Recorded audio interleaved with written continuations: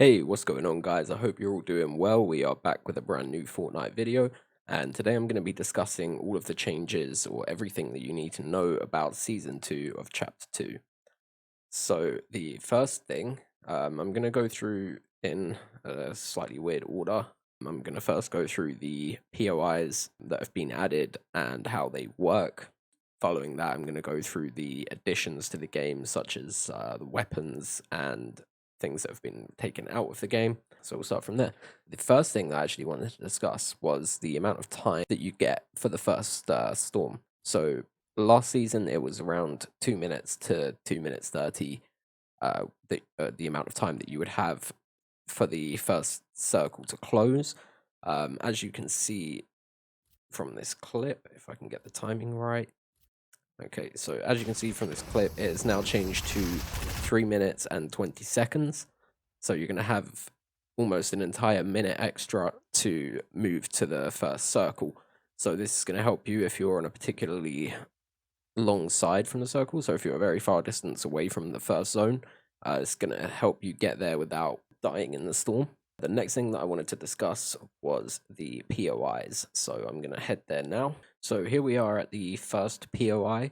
This is called the Rig, and it is based just behind Slurpy Swamps in the southwestern corner of the map. This is quite a big POI, and it's got a lot of things to discover.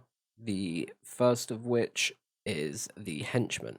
So on these parts of the map, some AI will be spawning in. You can differentiate the AIs from the players because they will be wearing the same skin first of all, and when you look at them, I believe they will have a golden question mark above their heads. There will be one in particular that has more health than the others, and that will be the boss of the island. Now, those will usually be holding a red key card, which you'll be able to use to access the various vaults around these areas. Most of the vaults are generally underground, so let's try and find this one here.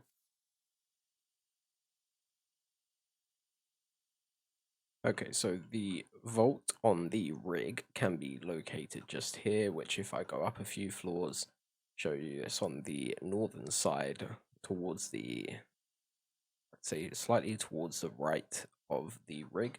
If you enter through this door here, you can get down to the second level. You can either break through the floor, it'd probably be the easiest way.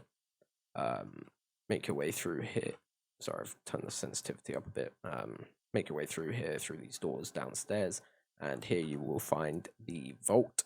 Inside the vault, you can find a chest, multiple chests, sorry, a supply drop, and one of these weapon crates, which I believe is guaranteed to give at least a purple weapon. You can get some unvaulted weapons from these, such as the silent sniper and heavy sniper, and these portaloos or porta toilets inside the vault will take you outside of the POI. I believe it would take you over to this porta potty here, so it can get you away from the area quite quickly. Say you want to get in, get the vault, get out, you can do that from here.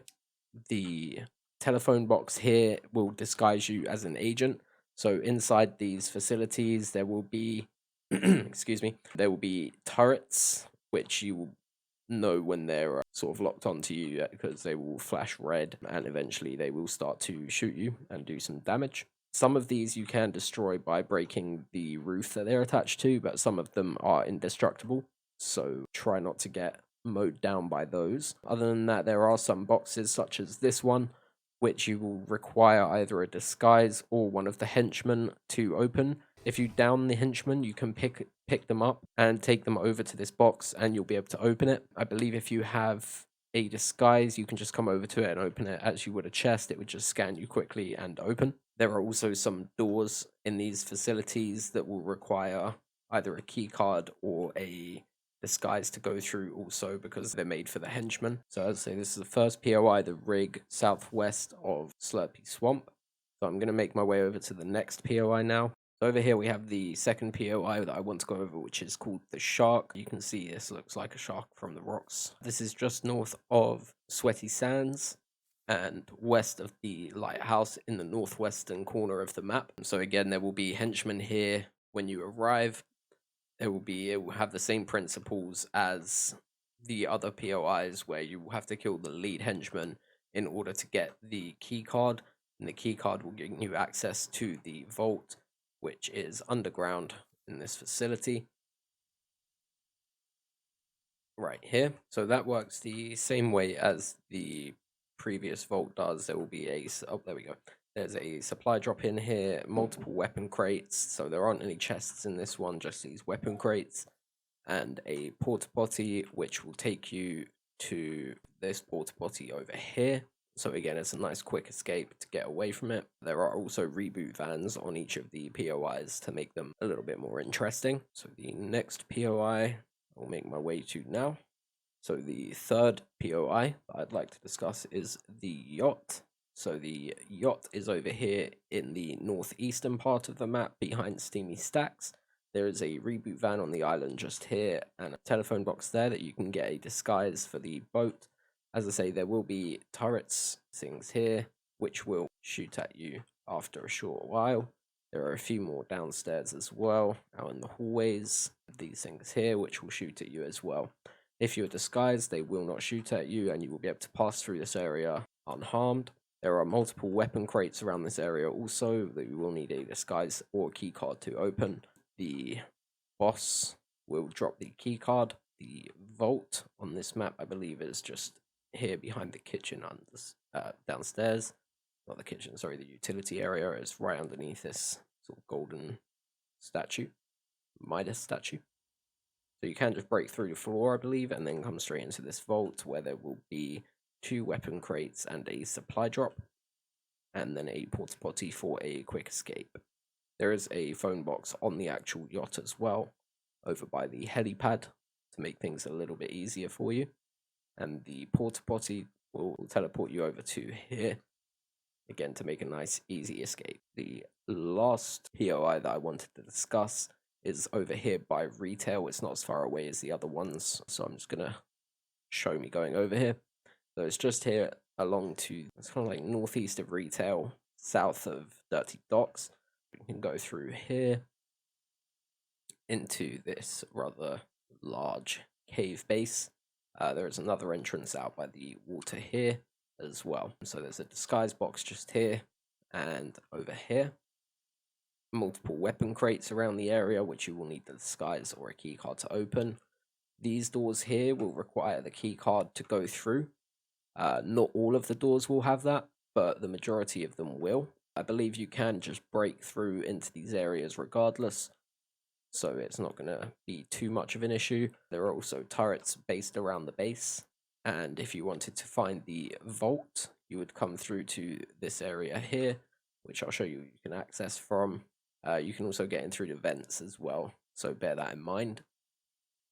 Come into this room where there's this sort of crossroads above here, and the vault is just there. And this vault contains a supply drop and 4 weapon crates and multiple ammo crates. So again, you will need the red key card to enter, and that is all of the main POIs. The other new POI is the island in the middle of the map over here, which is called the Agency. So the Agency is located here, right in the center of the map where the middle island used to be. Again, there will be henchmen here and a boss henchman, multiple cameras and turrets.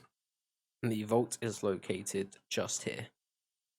So there are turrets on either side of the vault, so it might be helpful to have a disguise when you come in here. And I'll show you how to get to the vault from the main room. So from the main room, if you enter through the main doors, you'll come through on the second left, past this, the first left past the staircase, straight across here and down the stairs, and the vault is just here. And inside the vault, 2 weapon crates, a supply drop, and 2 chests, and multiple ammo crates and 40 shield. So the next thing that I wanted to discuss was how the henchmen work. So all of the henchmen will be carrying weapons. They will shoot at you. If you shoot at them, they will shoot at you. If they see you and stare at you for a few seconds, then they'll probably shoot at you as well. The henchman boss, in particular, will be carrying a weapon of mythic variant that you can't get otherwise in the game. There will be a mythic grappler on one of them, which will have unlimited uses. There will be a mythic scar, or a mythic assault rifle. There's a mythic minigun. There's a mythic boom bow, and there is a mythic drum gun. The drum gun in particular has an incredibly high fire rate and is incredibly powerful, and is going to be a nuisance to a lot of people in a lot of games. So following this, I wanted to show you the items that were added to the game and items that were removed from the game. So the first thing I want to do is go back to my character. So during this fight, you'll be able to see how the decoy grenades work. So decoy grenades will release, as it says, decoy enemies. So that was the decoy there. As you can see, it just sort of faded away after being shot. Here's another decoy. They usually have 30 HP. And they definitely just confuse a little bit. I ended up using all of my ammo on them here, and then got killed by the actual player that was waiting down there. Excuse me. Don't worry, we did get a revive going. We all ended up living, and we ended up getting a 20 kill win. Let me now go back to creative, and I'll show you the rest of the items that have been added and removed from the game. Alright guys, so we're here in creative, and what you're looking at here is everything that has been vaulted in Season 2. So that includes the green and blue variants of the bolt action sniper, the epic and legendary variants of the P90 submachine gun, and the damage traps, which I think are one of the longest standard weapons in the game, other than the AR and the tac shotgun. Correct me if I'm wrong on that. But yeah, I believe that is the longest standing item in the game so far, and is now gone. And what has been brought back is, first of all, the heavy and the epic and legendary variants of the heavy sniper. And these are found in the vaults and in weapon crates around the various POIs, which have henchmen and henchman bosses, as well as the epic and legendary suppressed sniper rifle. Something else that's been added that you can find almost anywhere on the map is remote explosives or C4s. Wow. Remote explosives or C4s. So it's nice to have those back in the game. Alright guys, so there's just two more things I want to show you for this portion of the video. The first one is to do with consumables and being able to share them with your teammates. So now there's a brand new way to share healing items with your teammates. Actually, let me get a medkit, see if that works as well. Alright, so with this, you can aim and throw a healing item. I'm pretty sure you can throw them quite far as well, yeah. Okay, yeah. So you can throw these pretty far. Easy way to get healing items over to your teammate, especially if there's like enemies in between you or something. You can just throw the mini at them or whatever, and they can pick it up and pop it on. Other than that, the other thing that I wanted to discuss was the shakedowns on downed opponents. So if you're playing duos or squads, you can, instead of just picking them up and being able to throw them, you can shake down your opponents, which will sort of pull out a small device from their pocket, and this will show you where the teammates of that player are. So it will signify this with a small red icon above their heads, and you will be able to see it through walls and for far distances. I'm not entirely sure how long it lasts. I believe it's like 30 seconds to a minute. So I'm going to show you a quick clip of that now so you can see what that looks like. Unfortunately, the clip does cut off right when you pull the device out of the pocket, but I might have another clip somewhere that shows the red markers above the enemy's heads, so be sure to keep an eye out for that if it is in there. I'm dead. How? What? Why can't anyone take my banner? Wait, no, he's trash, don't worry. That is I'm not gonna shake him down. Deep fucking. Alright, so I'm going to move now back into Battle Labs, and I'll show you what's going on there. Alright, so the first thing that I wanted to show you were these, what I'm calling boom barrels. I'm not sure what other people call them. I haven't actually seen anyone call them anything yet. But boom barrels, you can pick them up, run around with them, and you can throw them. and more importantly, when you throw them at a certain height, there you go. So when you throw it from a certain height, it will detonate, and I believe it causes around the same amount of damage as a petrol pump from the petrol stations around the map. The second thing I've already shown you in the other video was the boxes, and you can get them in-game in this form where you get 5 of them to throw around. So these boom barrels can also be detonated by shooting them or by hitting them with a pickaxe. I can actually confirm here how much damage they do. Let me find another one. Oh wow, so they actually do a bit more damage. They do 70 damage and they have a lot of knockback, which I think that's pretty cool. That's a pretty cool addition. Another thing that I found that's only, I believe, in creative or in battleground, battle labs are these bot grenades. So you can get friendly and enemy bot grenades, which will just spawn a friendly or enemy bot. So there's actually an enemy bot grenade here, which I'm gonna show you now. There you go.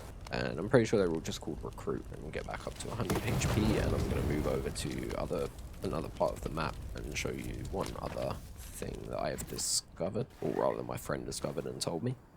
Alright, so the next thing I wanted to show you was, oh, it's down there, the upgrades. So upgrades now take considerably longer to complete. So an upgrade now takes about 2.5 times the amount of time as it took before.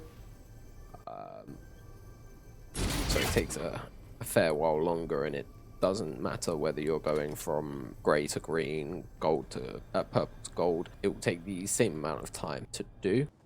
Okay, and the last thing that I have to show you here is the difference between the AK and the SCAR. So we have a golden variant of both. So the next thing that I wanted to show you was the difference between the variations of the SCAR and the AK. So here we have the legendary SCAR. Does 198 DPS, 36 damage, 5.5 fire rate, 30 in a magazine, and 2.1 reload time. The heavy assault rifle, or the heavy AK, does 174.2 damage per second, so it's actually slightly less. I'm assuming that's because it has a lower fire rate, but it does more damage. It does 5 more damage per shot. Magazine size is slightly smaller, and the reload time is slightly faster. So now I'll show you what they do on each of the materials fully built, and I'll show a side by side of them being destroyed. So here we have the AK on wood. It took 4 shots, and the AK and the SCAR on wood. It took 5. Alright, so we'll try it on the brick now. So brick is 8 from the AK, 9 from the SCAR. So it seems to be a pattern here. I'm sure the metal will be 1 extra on the SCAR than the AK. So here we go.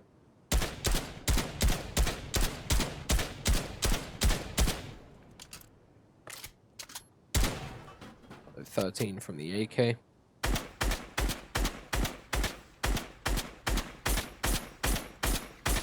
And 14 from the SCAR. So I believe that's everything that I've got to show you here in creative, and there are just a few more things I wanted to discuss, and those are Team Rumble. So let me leave here. So things have changed in Team Rumble. What I'm going to do is I'm going to go into the game just to sort of show you what's changed. So the changes that I was told about were that items are going to be a minimum of blue. So as you can see, everywhere around here there is nothing but blue items. So that is the new minimum, so it's going to make it better for upgrading. So you spawn in now with 150 of each mat. The kill count, as you can see in the upper right hand corner, has been increased to 125. So I'm just going to land here quickly and just show you. I'm going to open a couple of chests just to be sure. I'm going to open 3 chests. The bare minimum I should get would be blue items.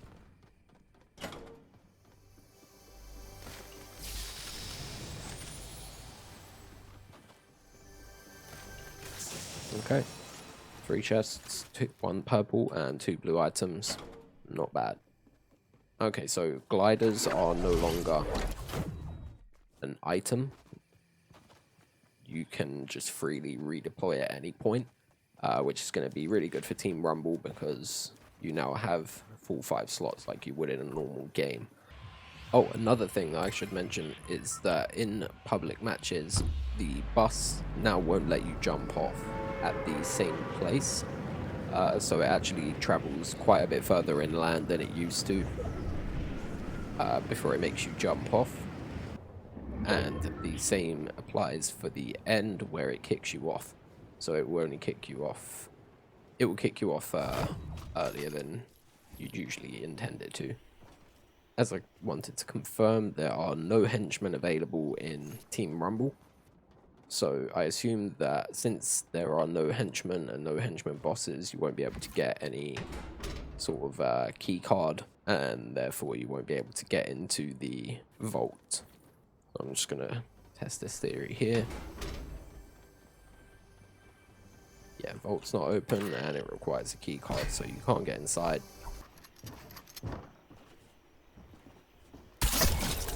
Okay.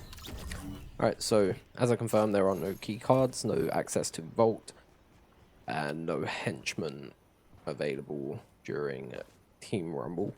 So that will about end this video. I hope you've managed to learn something, and I hope you get access to many vaults and many mythical weapons. Alright guys, I will catch you in the next one. Have a good day or night whenever you're watching this. Peace.